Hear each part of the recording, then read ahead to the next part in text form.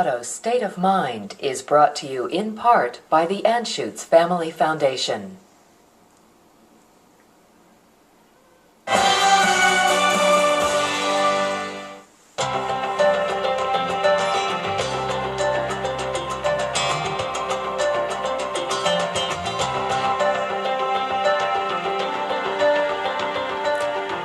Good evening from Rocky Mountain PBS. I'm Cynthia Hessin. This is Colorado State of Mind. Tonight we come to District 1 in our series this month with the candidates for Congress. Congresswoman Diana DeGette has held the Denver seat since 1997 when she succeeded another long-term Democratic Congresswoman, Pat Schroeder. This year, Republican Danny Stroud is challenging DeGette to represent District 1, hoping to be the first Republican to win here in Denver since 1970. Here's our map once again, but District 1 is barely discernible. It's small in area, but dense with an urban population that has grown more and more diverse in the past decade. Diversity usually makes it a friendly territory for Democrats, so let's turn to the reigning Democrat. Congresswoman, what are you telling voters in 2012? What do you want them to be aware of in this campaign? Cynthia, I've been privileged to represent the 1st Congressional District now for 16 years, and it is a diverse district. It's Denver, Englewood, Cherry Hills Village, Sheridan, and now some wonderful neighborhoods in South Jefferson County are included in the new map. And I take these representative duties very seriously. So I try to look at what's important in our community, job creation, the economy, and all of the important entities we have here, healthcare, government, and I try to go to Washington and represent them. Even in the really toxic environment we've seen the last 2 years, I've been able to pass some really key pieces of legislation that benefit my district and the state by working across the aisle in a bipartisan way. I passed a bill to help address the terrible drug shortage problem that we're having in this country. I passed a bill to give hydropower producers regulatory relief so that they can produce this alternative energy in a bipartisan way. I was able to get our wonderful firefighters health insurance for themselves and their families. So there's a lot I've been able to accomplish. And in the next term, we have terrible challenges ahead of us. I believe my experience and leadership for Denver can help move us forward as a country.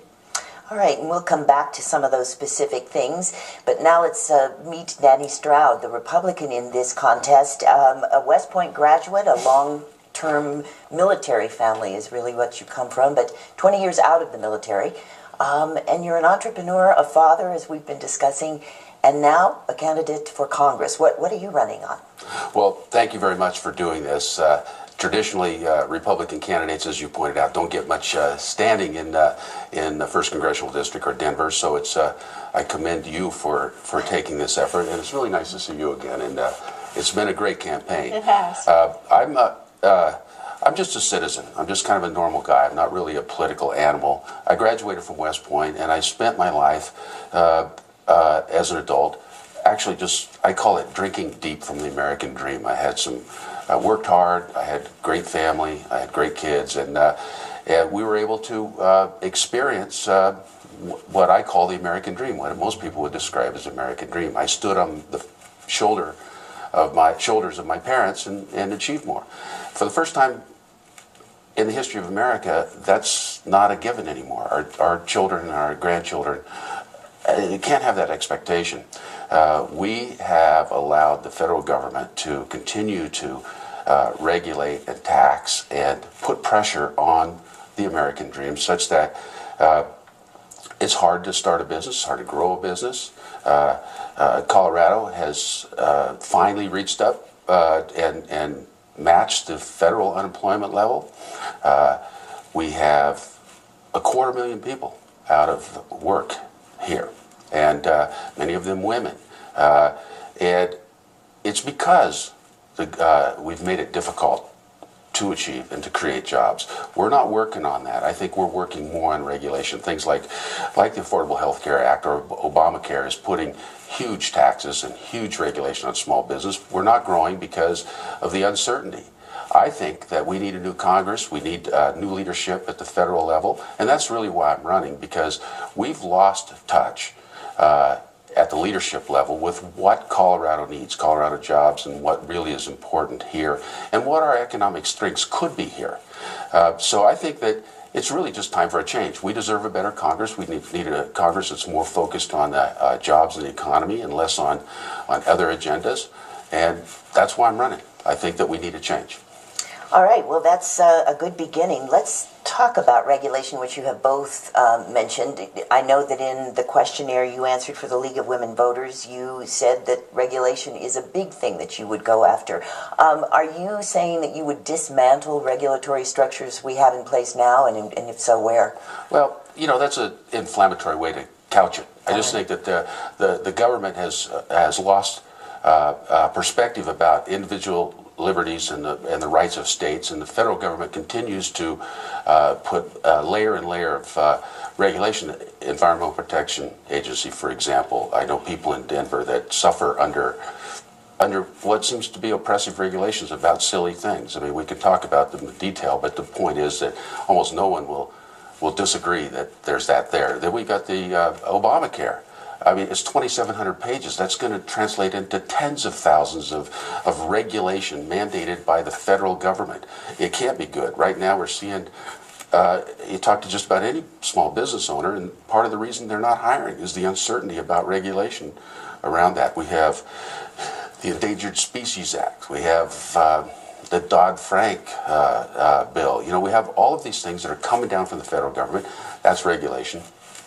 Bureaucrats basically writing rules from an unelected position when they're trying to make one size fits all for everybody in the country with their regulation. I think that's not consistent with the American model.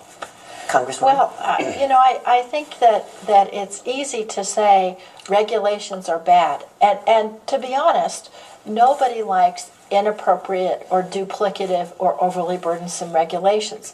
But let's think about some of the things, let's say, our environmental laws have done for us. I remember as a child growing up here in Denver, on winter days, you couldn't see the mountains here because of the air pollution. And then Congress, by the way, under a Republican president and a Democratic Congress, passed the Clean Air Act, which said that we need to clean up the air for the health of our children. Or the Safe Drinking Water Act, which said that the water that we are turning on our faucets and drinking and are giving our children needs to be safe. So there are certain regulations that are really important for the health and welfare of our country. Mr. Stroud is right that we don't want over-regulation. So that's why, for example, when President George W. Bush and the Republican Congress passed the Department of Homeland Security, which basically was a duplicative agency that took little pieces of other agencies and made a whole new behemoth of an agency, I voted against that because I thought that was just more duplication, and that's the way it's turned out to be. So I think rather than just saying regulation is bad, you have to look and see what regulation's doing. I'll tell you one place we need more regulations, and that's with food safety. We just passed the Food Safety Modernization Act in Congress. I was one of the main proponents of that bill, helping get it passed. It passed on a bipartisan basis, but under the Republican leadership in Congress now, we've been unable to move funding for inspectors to make sure that our food supply is safe. We need to have that appropriate regulation, but anytime there's overburdensome regulation or unnecessary regulation, I'm all for abolishing that. I take it then, Mr. Stroud, you would go to Congress and vote to repeal all of Obamacare? Well, that's half of the issue. I think that the approach taken for healthcare reform through Obamacare is the wrong approach. It's mandated from the federal government. There's dozens of things that can be done, that should be done, and they haven't been done because of impediments like insurance companies have restrictions about cross-state insurance policies. We have litigation issues. We have portability issues and pooling issues. Those are all solutions that would satisfy the need for reform healthcare. But we have the greatest healthcare in in the world. People come here from all over the world to get their health care here. It's also among the most expensive. Right. It is very expensive, and it's expensive because of one example that comes up is that the tests that are done by doctors is what I call anti-litigation tests. I mean, I go to the doctor. Where they're just covering themselves. They just cover themselves. Those are costs. But we also don't have an informed patient environment. You know, there's no opportunity to negotiate your bills because the insurance companies are controlling, you know, with the codes and all that stuff. And you go to a doctor, you don't know what it's costing you. I think that if we put some of those more transparent things in place, allow the competitive market to work, I'm convinced that that our healthcare can continue to be the best, but it doesn't need to be as expensive as it is. Well, unfortunately, you know, I'm glad to talk about the Affordable Care Act because I worked really hard on that bill in Congress. Before we passed it, we had 47 million Americans who were not able to afford health insurance in this country. These are people who, when they got sick, had to go to the emergency room for treatment, which then not only was a bad patient outcome, but it also is the most costly way to do medicine. And so the model that we ended up using in Congress, actually, a lot of liberal Democrats are upset about this because it is a market-based system. What it says is that states will set up insurance exchanges where people can actually buy insurance policies through the competition through an exchange of insurance companies. So if people like the insurance plans they have right now, they can keep those plans. If they don't have insurance, or if they want to see if they can get a better option, they can go through this competition in the exchanges. Some people like me said we should have a public option in those exchanges so that we should have some kind of essentially a non-profit that insurance companies would have to compete against. But that was defeated, so that's not even in there. Now, let me talk about a couple of these issues because you can't give all of the benefits that we've all started to give now that all Americans agree with, insuring kids up to age 26 on their parents' policies, being able to have insurance if you have a pre-existing condition, not having discrimination in insurance policies because you're a woman, being able to have well women visits, closing the donut hole for seniors, all of these things that have started to take effect, you couldn't have them if you didn't have everybody in the system, which is why it's a universal. So you couldn't do the cost. So all of these options that Mr. Stroud and the Republicans talk about, buying insurance across state lines. You can do that right now. What they're talking about is insurance companies could incorporate in a state that had very few minimum requirements for insurance. They wouldn't require cervical cancer and breast cancer screening or whatever. And sure, they could sell those products, they'd be cheap, but people wouldn't get actually good coverage. So it wouldn't really help. It might be cheap, but it wouldn't help them get the health care that they needed. So what the Affordable Care Act says is we're going to have certain minimum standards that everybody has to offer, and that'll improve the insurance. And just one last thing is, we have one of the most expensive healthcare systems in the world, but as results, we have about the 38th ranked results in the country. We think we should be number 1 in results and number 38 in cost. That's a very good rendition of the big government mandate talking points. But you're not going to be able to take or keep your insurance. There's this 50 employee cap, for whether you have to be on it or not. Employers are going to stop. If they want to grow, they're going to stop, and they're going to force people to go on to... Have you seen that happen? Yes. I talk to people. I'm in business. I talk to people all the time. I have a conversation daily with people that are I had a conversation just night before last with somebody. He says, I got 52 employees. He says, I need to decide what to do. Do I go down to 49, or do I just, move forward? People are concerned about it. Well, can I ask you a question? Does that person offer health insurance Yes. to their employees right now? Yes. Because under the Affordable Care Act, they'll be able to get a subsidy from the federal government to offer the insurance. So why would they eliminate the insurance? Well, the issue here is really about choice and federal government mandates. This is not free. There's going to be 20 plus new taxes. I have a business. My personal health care insurance has gone up 30%. At some point, it's going to be too expensive. It was supposed to go down, but it didn't. It went up. We already have things in place like Cover Colorado. We already have in place issues like statutes that require us. I mean, it's the American way. We take care of people. Nobody in this country ever goes without health care if they need it. Putting federal government control with additional taxes, additional bureaucracy, and limiting the choice of citizens and businesses is not the way to go. There are other ways to accomplish exactly what you see, but the having it mandated from the federal government is more expensive, less freedom. It's wrong.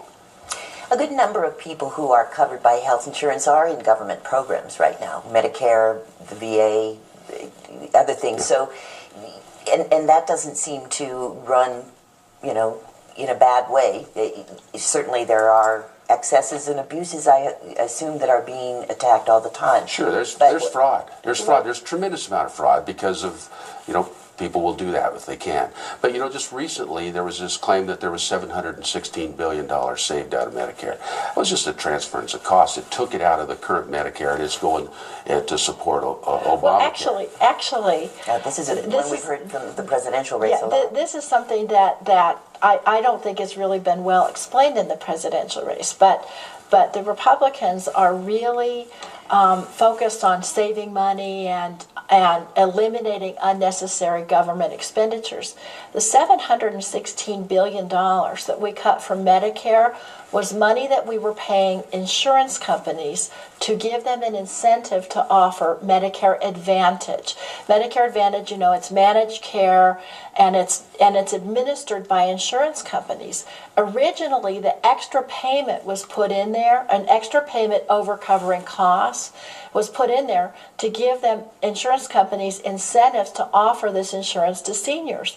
But now, Medicare Advantage is wildly popular among seniors because it gives extra benefits. So the $716 billion is just extra gravy that we are giving to the insurance companies. So we said, why not cut that out and use it to close the donut hole, to make prescriptions more affordable for seniors, and to be able to give them wellness visits and coverage for things they need. So, we weren't cutting Medicare. We were cutting excessive payments to insurance companies. I think we can all agree that's a good idea. It sounds like it. Well, there's still going to be millions of people not covered because there's going to be people in transition. There's always going to be people not covered. It's just, I don't think anybody fully disagrees with that concept. And our care is the center of this. Healthcare is the center of this whole thing. That's not going to be as good because let's face it, we are going to have rationing. We will have rationing. It'll be more pervasive. There will be fewer doctors, and there will be more people in sort of the public bucket that are not buying their own personal health insurance or taking care of themselves. We're going to be prevented at some point from having being able to buy healthcare doctors. Healthcare treatment. It's in the Affordable Care Act. It's eventually you will not be able to go and negotiate with your doctor and say, I want that knee replacement. I know that I'm 75 years old and I'm not going to be authorized to have that into the plan, but I'll pay you for it. That will be not available. We're going to have less effective health care, and it's going to be more expensive in taxes. We're going to also cost jobs because business will not grow because it'll cost of it to business will be more. It's really an oppression from the federal government that needs to stop. Let me ask the Congresswoman to give us a short wrap-up on that. I want to take this a different direction. Yeah, let me just say briefly, we have rationing right now. Anybody who's tried to get a procedure from their doctor and their insurance companies denies coverage knows exactly what I'm talking about.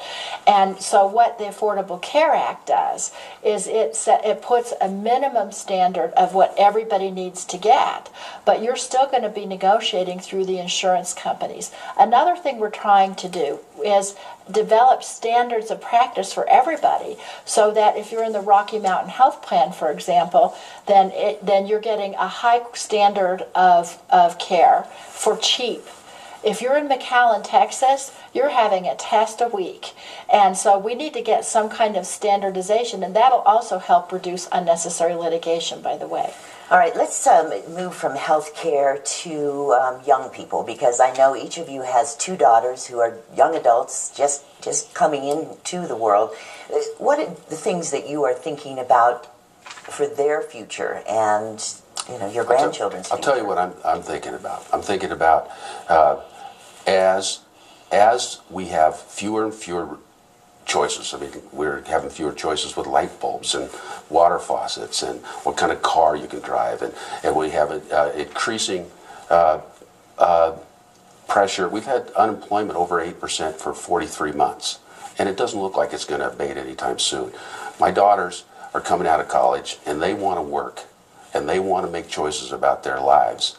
And what I worry about is that they no longer will have those choices that I had to be able to decide to do this, that, or whatever, and that they'll be their tax burden, the availability of their jobs, what kind of jobs they have, the cost of education. My daughters, the cost just keeps going up no matter what's happened to the economy, the universities, because of their ability to prey, if you will, on a subsidized tuition model that's put in place by the government.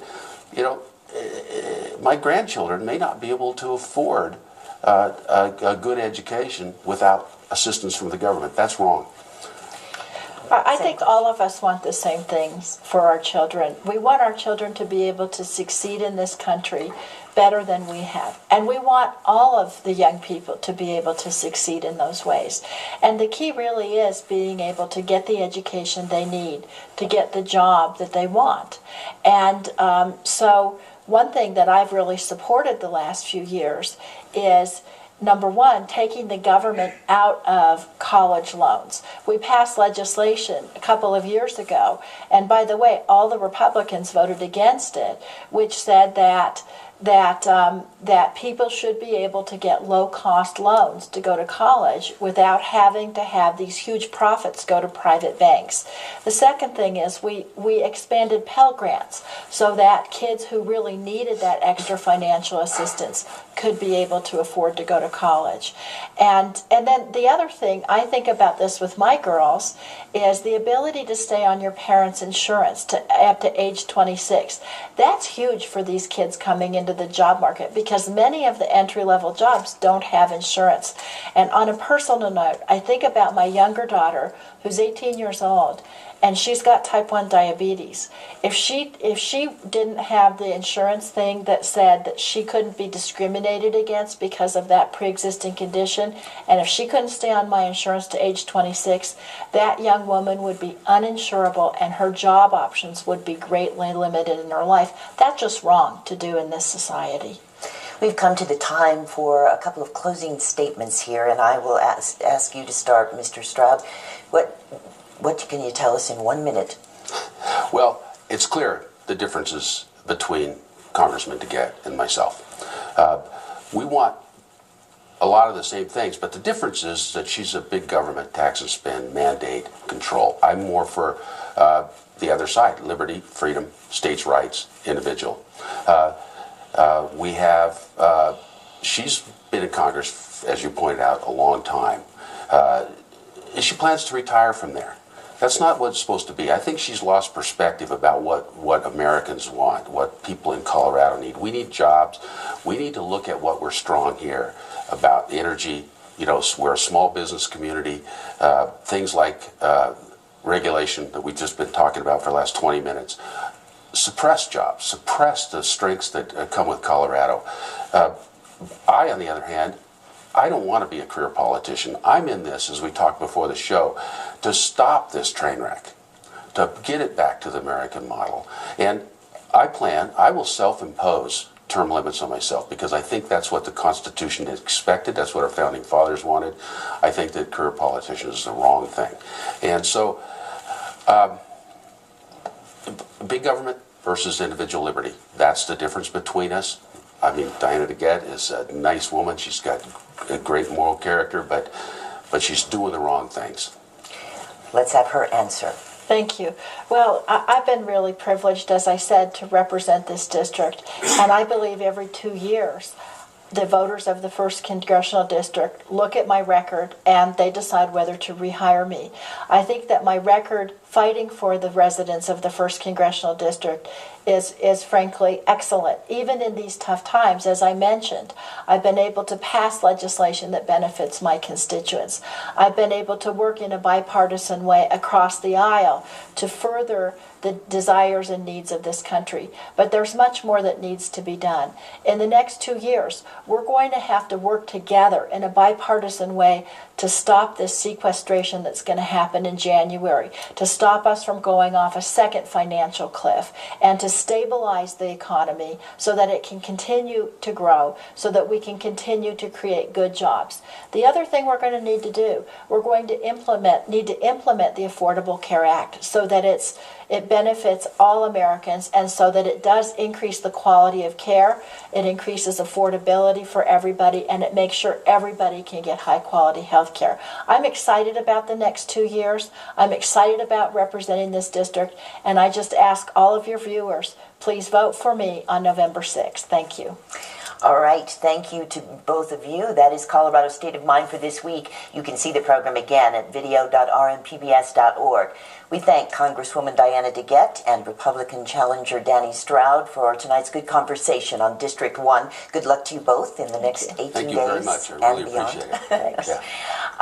This year, as in every other district, there are other people who are running against these two people. Gary Swing, the Green candidate, and Frank Atwood, the Libertarian, talked with us earlier this week. You can see that video conversation at rmpbs.org/panorama when you click on the Colorado State of Mind Congressional page. Next week, in our last candidate forum of election 2012, is Republican Congressman Mike Kaufman and Democrat Joe McLosey in a tough battle for Colorado District 6. Join us for that next weekend. I'm Cynthia Hessin. Good night. You should know, I was a debater in high school and college, so I love having, but they don't call. It's, people don't call. It's like you're the Maytag repairman. Exactly, right. But I think it's really important to have these discussions. Well, it's truly. I mean, you've been elected, and you've been elected 8 times, and there's something about that that's compelling. But I worry more on a grand scale. I mean, I think about. We have to change the perspective of how our federal government deals with the states and the individuals. It's unsustainable. It's been going on. Colorado's State of Mind is brought to you in part by the Anschutz Family Foundation.